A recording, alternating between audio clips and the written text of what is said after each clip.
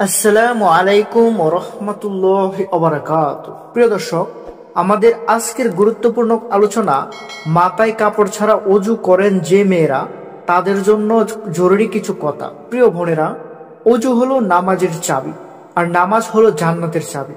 কিন্তু অনেকেই আছেন যারা মাথায় কাপড় ছাড়া ওযু করেন এবং ভাবেন এতে কোনো সমস্যা নেই। চলুন জেনে নেই ইসলামে এর হুকুম আসলে কি। প্রিয় দর্শক, প্রথমেই স্পষ্টভাবে জেনে নিন, মাথায় কাপড় না থাকলে ওযু সঠিকভাবে করলে ওযু হয়ে যায়। ওযুর সময় মাথা মাসাহ করা ফরজ। এটা আপনি কাপড় পরে হন বা কাপড় না পরে হোক, এতে কোনো বাধা নেই। তাহলে সমস্যা কোথায়? প্রিয় দর্শক, সমস্যা তখনই হয় যখন চুল ভালোভাবে মাসাহ করেন না, মাথার কিছু অংশ শুকনা রেখে দেন, শুধু হাত চুলে ছুঁয়ান কিন্তু মাসাহ পূর্ণ হয় না। অনেক বোন শুধু হাতে পানি লাগিয়ে চুলের এক কোণায় স্পর্শ করেন, এটা সঠিক মাসাহ নয়।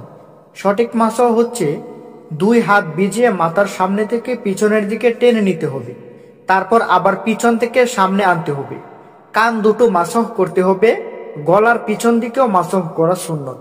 এগুলো ঠিকভাবে হলে মাথায় কাপড় থাকুক বা না থাকুক, ওযু সম্পূর্ণ বৈধ হবে।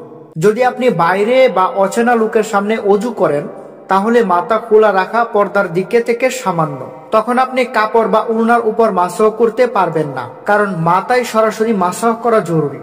তাই ভালো হবে বাসায় ওযু করুন, অথবা মাথা ডেকে এমন জায়গায় ওযু করুন যাতে পর্দা বজায় থাকে এবং ওযুও ঠিক হয়। প্রিয় বোনেরা, ইসলামের সব আমলেই আছে সহজতা। মাথা খোলা রেখে ওযু করলে ওযু না হওয়ার ভয় নেই।